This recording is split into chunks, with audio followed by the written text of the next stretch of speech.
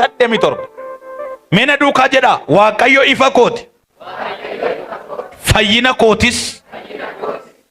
Yoos immoo eenyu nan sodaadharee. Waaqayyo da'oo jireenya kootiiti. Eenyu durattan pherephera maree. Lakkoofsa sadii na duukaa jettu. Duulli na marsee yoo buufate iyyuu garaan koo hin sodaatu. Lolli yoo natti ka'e iyyuu ani hin shakku. Ani hin shakku. Ani hin shakku. Nama siraatiin shakkii malee jiraatta jedhiin. Shakkii malee jiraadhu jedhiin mee. Okay. Isa Waaqayyo jedhee fi isa akka nu itti jirrutu gargar ta'e. Amma isa walitti firoomsinam. Isa Waaqayyo yaadu isa nu yaadnutu gargar ba'e. Amma isa walitti firoomsin. Firoomsu isa jedhama. Isatti yaaddu isa Waaqayyo yaadutu gargar ba'e. Dhaloonni kun waan biraa yaada. Waaqayyo waan biraa yaada. Ilaa dhaggeeffadha. Atamma waan yaadde namatti matta. Waan yaadde. Makiinaa bituu yaade jette. Waa lama yaade. Mana bunaa banuu yaade. Tamaarii wayii barachuu yaade. Gaa'ila dhaabbachuu yaade. Yaade. Isa yaadde namatti mattaate. Waaqayyo immoo isa yaade namatti himu. Maal jedha? Yaadan isiniif yaade eenyutu beekeen? Ana duwwaatu beekeen. Waaqayyo yaada yaade. Isa si yaade namatti himu. Ati garuu yaaddu namatti matta. Gargar hin ba'u amma wanti kun. Gargar hin ba'u. Tokkon ta'a. Hin ta'u tasuma. Ati isa yaadde himatta. Waaqayyo immoo isa yaade siiros. Isa yaade namatti siin himuun. Gaafuma wayi isiin. Dhugaa sitti himuuf. Waan ati ji'a lama booda ta'uuf jettu. Waan ati waggaa har'a gubataa irta nawwata lamee. Birrii shanan dhabee, kudhanan dhabee, nan gubadhee jettam. Isa ji'a ta'e booda ta'uuf jettu tokko la. Waggaa muraasa booda isatti guddachuuf jettu tokko. Waaqayyo sit inni mattaa si jalaa dhosse. Ila yoo sitti agarsiise situ himata. Namni yoo arge si jalaa fuudha. Ishee si jalaa fuudha. Saamtuu jalaa si dhossee jira. Gaafa ati waan sana taatu garuu hin mul'atu. Ila dhaggeeffarra si deebuu ishee amma. Gaafa waan taatu amma namicha tokkotu utuu biyya alaan bahin. Biyya alaa utuu hin bahin. Diivii mokkore. Diiviin kun isa waggaatti si'a tokko kutan. Kuteeti isa mokkoreeti deebi'eef. Hin deebi'e jechuun hin deeme jechuu miti. Ganaa interviyuu qaba. Akkasa bara kanaa immoo miti cimaadha bara sana bara 2007 kana keessa. Kabbaadiidha baay'ee biyya alaa interviyuu isaan hin dabartu. In ulfaatu. Nami meeqa galgaa hin meeqa dhaqeeti achi ga'e afe. Isa afeeramutu interviyuu darbuu dadhabe manatti deebi'aa ture namni. Isaan matoo waan hundumtu qalal jedhe miti. Otuu achi hin gahin isa diiviin ba'eef safara tokko isa caafiirraa hamma caafiitti hunduma ijoollee dhudhungatee chaa'o jedhee nagaa itti dhaame. Egaa iji nagaa wal ganaa maaltu deebi'a? Okey odi viisaan ganaa dhufaaf. Viisaan ganaa dhufaaf. Gana interview qorame iyyuu isa booda viizaa waan hunda argate viizaa taa'ee eeggate gaafa viizaan harka isaa ga'u tikeetiin ittiin deemu gaafa harka ga'u otuu nagaa dhaame gaarii ture. Dafee naya dafee ma bir jedhe namni tokko dafee naam gaafa waa argu dafee nama 10 dawwala. Ilaa abbee naa gammadee adurreetti mataa itti yeelaa buttiidhiis. Ilaa abbee naa gammadee. Ila kanal ya gochuu jedhay adurreetti mataa itti asiin jedhe buttee baate si jalaa dhiisi buttee baate caaffata qulqullaa'aa keessatti amma namni tokko nama ta'e maaliif waa'ee namaa haasofta jedha 67 nuyi caaffata macaafa 67 jechuun waa'ee keetu lallabama himal atumtu lallaba tokko la nama sibiraati irratti galagaliiti. Atumtu lallaba tokko jedhime eeyye maaliif waa'ee namaa haasoftan sababni isaa wangeelli namaaf lallabama faaruu waaqayyoof faarfanna yeroo nuyi hirra keessa jennu amma nuyi kan keenya haasofna kan keenya ta'uu qabu wantichi kan keenya ta'uu qabu faarfannaan kan kee ta'uu qabu kan waaqayyooti kan kee ta'uu qabu akka nyoofoo miti. Akka keefaan jiraate dhugaadha yeroo jettu eenyuun jetta ammata Abbaa manaatiin jettaa itti galagalte akka keefaan jiraadhe dhugaadhaan jetta. Dhugaadha jedhani moo eewudhaan jettuusin. Eewudha akka eenyuu jiraattan. Harka raasaati an akka keefan jiraadhe jedha hiyyaati. Akka keefan jiraadhe dhugaadha. Eewu kanagaa waaqayyootu dhaqe yeroo ati laphee dhangalaa'aadhaan garaa qulqulluudhaan faarfattume hin dhaggeeffata laa mucaa kootu kana naan jechaa jira jedhanni immoo ilaa waa isheen naan jechaa jirtu. Yeroo ati jilba tokko miila tokko akkanatti cabsitee faarfannaa tokko dabarsitee isa tol lammaffaa akka keefan ilaa waan mucaan koo gochaa jiru siin jedha. Gargaareen harkaa dhabe siin jedha inni immoo yeroo ati luka tokko cabsitee akka itti dhibaa goote akka nama oobdii namaa kee hojjetuutu. Jettu bee laami waaqeffannaan sobaa jira. By the way, waaqayyoon gammachiisuu jechuun utaaluu miti. Waaqayyoon gammachiisuu jechuun jedhanii hiyyuu miti. Gammachuu inni jedhamu garaarraa ka'a. Namni gaafa garaarraa kolfu wayyoo garaan na dhukkubeedha kas kateema kolfa. Tokko malaan karaarra gaadheem nagumaa fayyada. Nagumaa habbee nagaa galata waaqoo siin jedha. Garaarraa kolfe soba isaa bara 2018 jedhama kun. Ila soba kolfa soba lafa baana qatamee tokko doroo dubbiti. Nagumaa habbee nagaadha. Ka garaarraa miti isa garaarraa kolfamu mi'a himimmaana sirra dhangalaasee sooftii fudhatee wayyuu jechaa kolfanan. Ila dhaggeeffatu gammachuu garaarraa jedhamanni kun. Gaafa faarfattus afaanirraa ka'a miti garaarraa ka'a. Ila faaruun galanni asii ka'a. Asii gaafatti gammaddume miira keessochuu dhimmasa. Girsi godha dhufee sitti bu'a. Isa bara darbee yaadat. Isa ji'a darbee dhufee sitti bu'a. Ila dhaggeeffadhu gaa. Sodaa malee jiraachuuf isa jalqabaa galata uffadhuu deemi. Ameen jedhe beeyyete.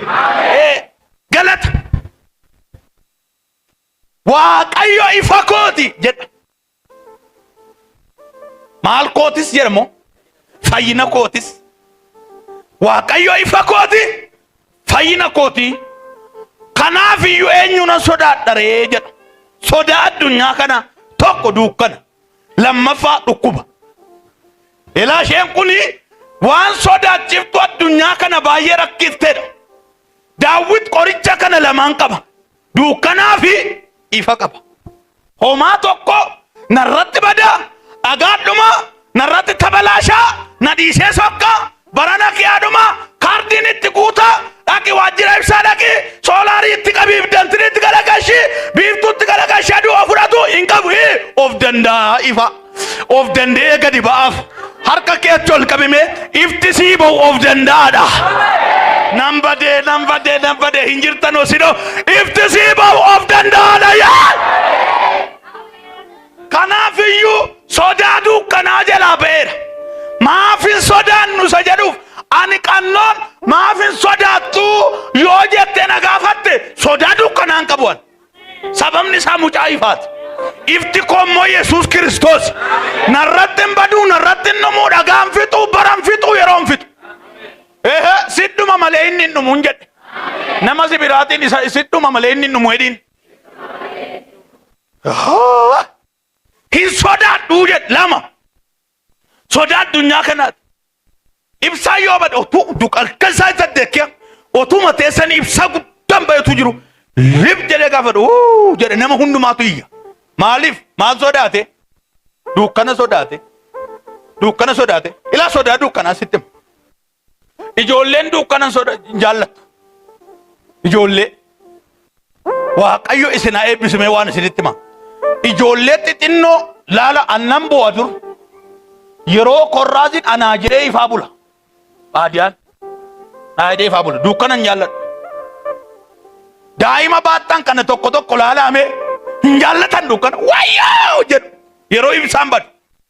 Isaanii jettanii baatirii qabsiiftanii keessa. Waa malee Yesuusi waa malee akka ijoollota kanaa ta'an jenneef waa malee miti min. Namnati guddaadha jettu halkan dhuga. Daa'imta xixinnoodha jettu moo baatirii barbaaddi. Kanaaf iyyuu mucaa Yesuus ta'e ifa sii wayyaan jechaa jira. Ilaa wayfan deemaa jiran kana. Ijoolleen ifa barbaaddi. Ibsaa barbaaddi ijoolleen. Ifa kee taphatti ijoolleen. Ifa kee jiraatti. Mee ijoollee Waaqayyo harka ol fuudha. Dukkanni kan kee miti ifa keessa jiraadhu. Du'a keessa deddeebiti ijoollee waaqayyo. Anaafati mucaa ifaateedhaan itti galagalaati. Ofiiki immoo bareedaa irtaa edin ofiiki waan bareedaa irtaa edin.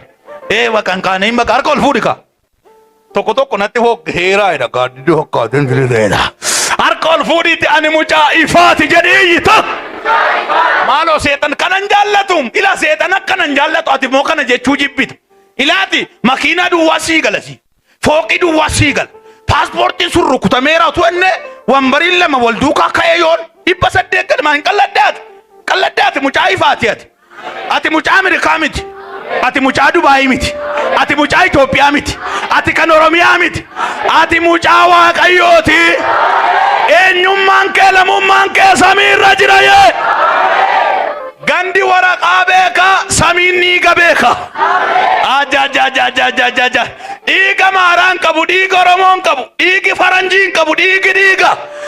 Ganda yoo dhatte dhiigi kun Oromoodhan jedhamu namni kun nama biyya Oromooti.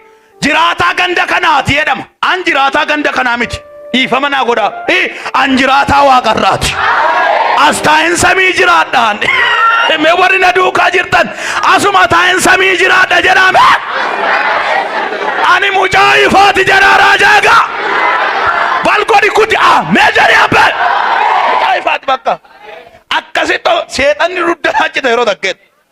Yeroo inni ati hojiin qabdu kutaa 10 fixeetta jedhanii naanne 12 fixeetta hiriyaan kee biyya kanan jirani yeroo inni siin jedhu dhugaadha jedhin hiriyaan koo samiirra jiru ani isaanii nan eegaa jira jedhin dhugaa waaqayyooti sanaa jedhite hiriyaan koo samiirra jiru kirubeelfaan na eegaa jira mee warri hiriyaan kee samiirra jiran seexanni si tuffachuu barbaade gaddeebi'aa waa isiin jechuu barbaade ila qubatti qamme miila koo jala irtee dhimme gaddeebi'aan si jedhin Himugini ijatte babas gaddeebi'aan si jedhin hiriyaa kee keessaa cabdii jedhime bakka irra jirru gad godhi mataa isaa irrame hamba haarii isaa qaba ummati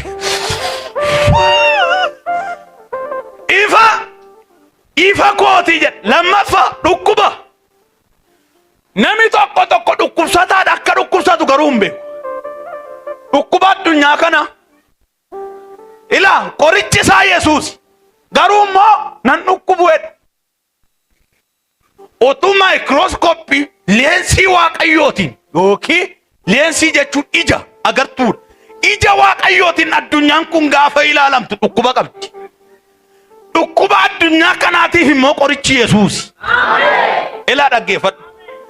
Baay'ee fayyaa sirrii ta'uudhaaf namni busaa dhukkubsate qoricha ishee adaadii yeroo asirra keessoo asitti afaan kee guutuu hadhaa eebicha gootu sana yoo liqimsite fayyaa guutuu taata. Busaasi dhukkubnaan. Yoommoo qorichi kun hin addoofte jettee intala tokko jira fayyoon hin beeku. Sababa isheen qoricha hin jaallanneef dhukkubi ishee halkanii guyyaa busaa taayifoodii dhukkubsatti. Mana yaala sanatti ogeessine maal busaa qoricha hammaaranitti kenna. Liqimsi gaafa edhan siree mataa isheetii qabdi isheen as bira dabarsite siree dugda duuba xopha. As bira dabarsite otuu jettu sadarkaa du'arra geesse. Sadarkaa du'arra geesse. Iddoo isheen rabtu gaafa dhaqanii jala laalanii qorichi ganda tokko gawwachi jala jira. Kan waggame qareebaa baata. Maaf hin liqimsitu? Hin hadhaa. Hin fayyummaan barbaadu? Nan barbaadu. Maaf hin liqimsitu? Hin hadhaa. Ila dhaggeeffadhu nama sibiraatti galagaliiti waan lama barbaadin jedhin fayyuu barbaade ta'utuma hadhaa olii qimseen hin dafi. Ameen jee Giriik godhiti jedhe gaasarratti.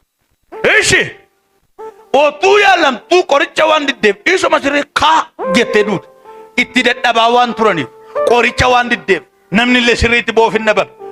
Maal godha reesita qoricha dide ilaan dhaggeeffadhu.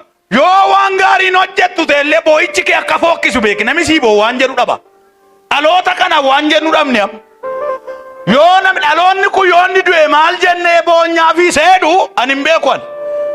Hacaaluun biyyaaf qabsaa'ee waa'ee isaa yoo yaadde amma hiqqettee boossa hojii hojjeteera. Taaddeessaa Birruu qabsaa'aa keenya eeyyee waa'ee isaa waan yaaddee boossu qabda. Kan guddinaatumsa waan yaaddee boossu qabda. Ankee maal yaannee boonyaa gaafati duutu. arba'aratti rakkas darbaa ture jennamoo maal jenname adaraa waaqayyo naannoo kanarra deddeebi'aa ture kutaa 10 barate jennamoo atoo waa ka'aan jirtu hirribatoo sitti baay'ate adaraa waaqayyo maal jennee boonya waa'ee kee maal ka'aa jirta maal keessee darbaa jirta aloonni dhufuu waa'ee kee waan jedhin hin darbu yookiin si arrabsa yookiin si eebbisa yookiin waa'ee kee waan gaarii ta'a yookiin waa'ee kee waan hamaatu ta'a kana keessaa tokko nama si biraatti galagaliiti waan gaarii godhedhiin akka dhaamsisaa bannaate haara kana uummata jeeqaa jira harka ol fuudha loora bagatraa laba shaa nama si biraa otuu hin ilaalin ofii keeti waaqayyo ifa kooti jedha ayyaata fayyina kooti jedha ayyaata bakka seexanni waan bareedaa beeka nama sin jeeqa dhaggeeffadha fayyina fayyuun kee ganaa mirkanaatu hin taane mirkanaa'eera ila dhaggeeffadhu dallaa ijaaramaa dhimma dhumaa keera garummoo yoo gadi baatee nyaatamta gadi hin ba'in wayifan siin jedhe sodaadhiis shakkii malee jiraachuudhaaf isa jalqabaa waan ati gochuu qabdu sodaadhiis bakka shakkii malee jiraachuudhaaf sodaadhiis nama siraatiin sodaadhiis jedhiin shakkii malee jiraachuudhaaf jedhiin sodaadhiis jedhiin bakka mee kutaa kana naa dubbisa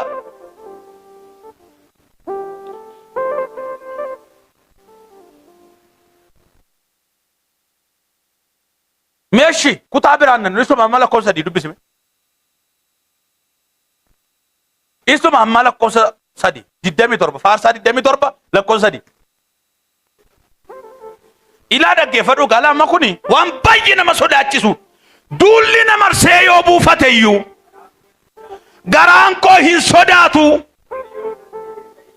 lolli yoo anatti ka'e iyyuu hin shakkuwan bakka sodaadhiis qoricha ishee jalqaba shakkii malee jiraachuudhaaf sodaadhiis hin sodaatin baradana du'a ulfaataadha wanti tokko hin jiru hin jedhin sodaadhiis keessaa gaabaatu shakkiitti aragamee bada shakkiif sodaan gargar hin baatu waan ta'eef mee kutaa kana dubbifanna waliin faarsaa 112 lakkoofsa 7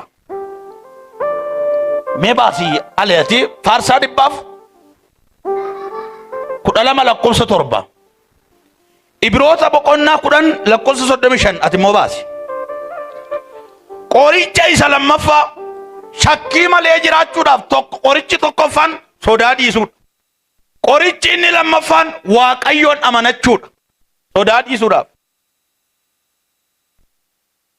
waaree booda itti fufa waan ta'eef kanuma isa kana dubbadheetan kadhannaa itti fufa waaqayyoon amanachuudha mee dubbisime 112 lakkoofsa 7 ati immoo Ibroota boqonnaa 10 lakkoofsa 35 kaa dhaabadhaa atis akka dhaabadha mee dubbis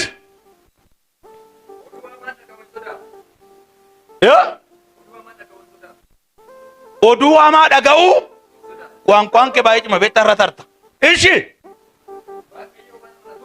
waaqayyoon waan amanatuuf garaan isaa hin shakku taa'i bakka hingaa qoricha isa lammaffaadha kun ishi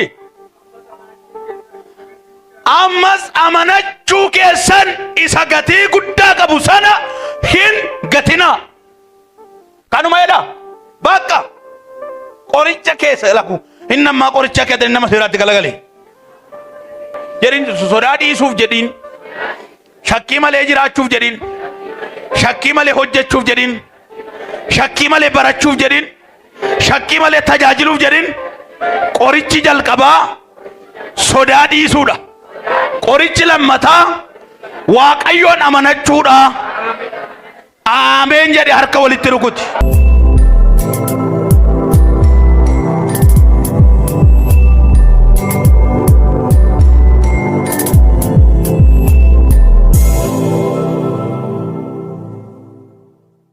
maqaan keessan eenyudha ammaa Shukkee eessaa dhuftan buufaa jaffeeti. maaltu isinii ta'e asitti Dhugumaa erga waggaa meeqatiin dhibamaa dhibeen koo dhibee congaa irratti mana yaalaallee deemen dadhabee maraamartoonatti godhaa baay'iseen dhibamaa ji'a lamalleen guunnee manuma kootti du'ee maatiin koo narratti boo'ee duutudhuma kana na fuudhanii mana yaalatiin na dhaqanii immoo wayyaa'ee dhuguma in jira hoolota waldaa Qannoo jedhu isa hoo dhaqxe iffayyitaamee isa dhaqi naan jette intalli koo takka. Achumaanan ishiin immoo as keessa turtee galte. Achumaanan ka'ee miilana ta'uu dinnaan na fidanii dhufanii eenyudhaanis na dhaqanii mana yaalaa. Achii deebi'een gaafa sanbataa dhufe dhibee guddaan dhibamaa. Asitti naa kadhattanii bishaan irrattis naa kadhatame. Galeen bishaan sanis Waaqayyoon kadhadhee nan dhugee erga sanii hanan halkan ciiseen bulle hanan guyyaa nagaa hin qabne kunoo guyyaa sadeen kan nagaan godhadhee irriba gaaris nan rafee nagaan godhe nagaa nan jira. Galateeffadhaaf harka walitti rukutaa. Amma nagaa keessan. Nagaa kiyya galata Waaqayyoo. Baga Waaqayyoo isin fayyise. Ameen. Fayyinni keessan bara baraan itti fufaa ta'u. Ameen.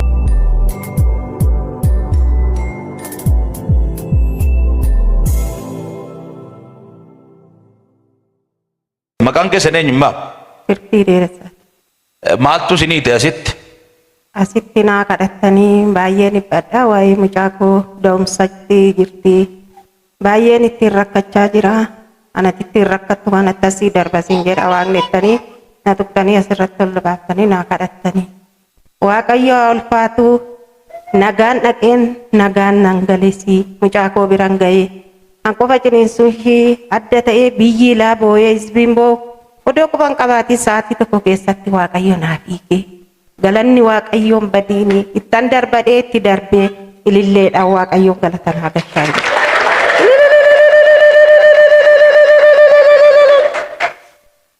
Baga Waaqayyo isin gargaara. Eessatti isheen manatti? Ishiin fagoodha gindabarati. Fagoodha. Ani gaafa dafinoo bu'een gaafa jamma odeessee na agarsiise Waaqayyo. Anis nagaan konkolaataa nagaa dhaqee nagaan mana kootti galee isaaf haa galatu. Ammas dabalaa naa galatu. Galateeffadhaaf Waaqayyo harka walitti rukutaa. Baga Gooftaan isin gammachiise. Dhugabaatiin koonni sadaffaan immoo jilba koona dhukkubaa gannaasanii baay'een dhukkubsadha. Amma asirratti warri isin dhukkubu koottaattanii asirratti ol ba'uu dadhabeen namicha ho'iitiin qabdeen baaftanii jettanii dhaqxanii luka koo kana naa tuqxanii naa kadhattanii na fayyee Waaqayyo waan baay'ee irraa na fayyisee mucaa koollee mataa dhukkubu asitti mucaa xinnannuu asitti itti biiftanii ta'u dibataan naa kadhattanii naa fayyee Waaqayyoon galata naa dhiyeessaa. Miilli keessan maal isin taatu? Jilbuma koo kana na dhukkubaa.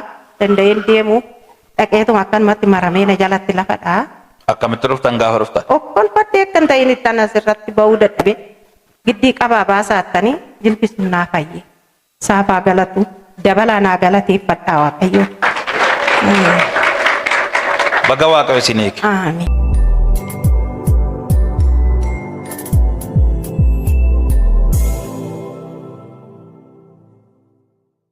Maqaan koo Keebeekin jedhama. Maaltu sii ta'e Kebeek? Maqaan Waaqayyoo ulfaatu. Kanaan dura dhugaa baatii guddaa lama asitti naa ta'eera dhugaa beera. Dhiitoo tokko narra tureyyuudha asirraa daa'ummaatti mismaarri na wara. Daa'ummaatti? Achi yeroo sana manatti hin beessu ture kan guddadhee dhufe akaatee keessatti hafe mismaarri na waraanee yeroo san marfeen naannee shigifichaa irratti naa shaganii turan.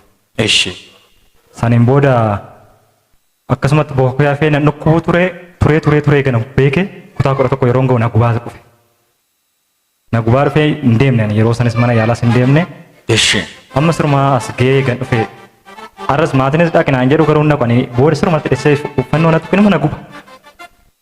Achiin mana yaalaa gaafan deemu dooktorri tokko keessaa baqaqsinee sii baasna naan jechaa ture. Amma jira dhiyoonnoos.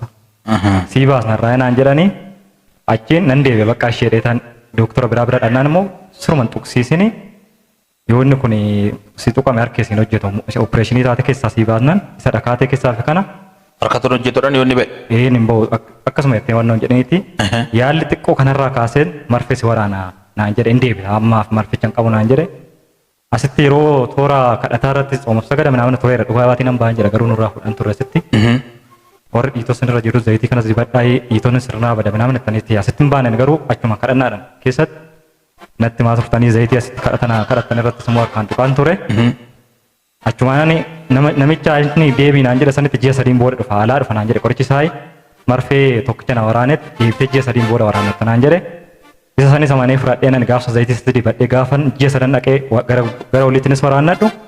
Ergasii torbee sadii naamna laalee dhaabe narraa badee amma dhukkubannichi dhiitoo sunis narraa badee kan duraan na qubu sunis dhannuma ta'e. Sada dhiitaa ture. Dhiitaa dhakaa ture akkas. Dhakaa ture. Amma gadi naa galee bakka dhannuma gogaadhuma mul'ata malee kun homtuun jiru na Homtuun jiru keessa. naa fayyada. Gubus fayyaadhaaf. Naa galateeffadha.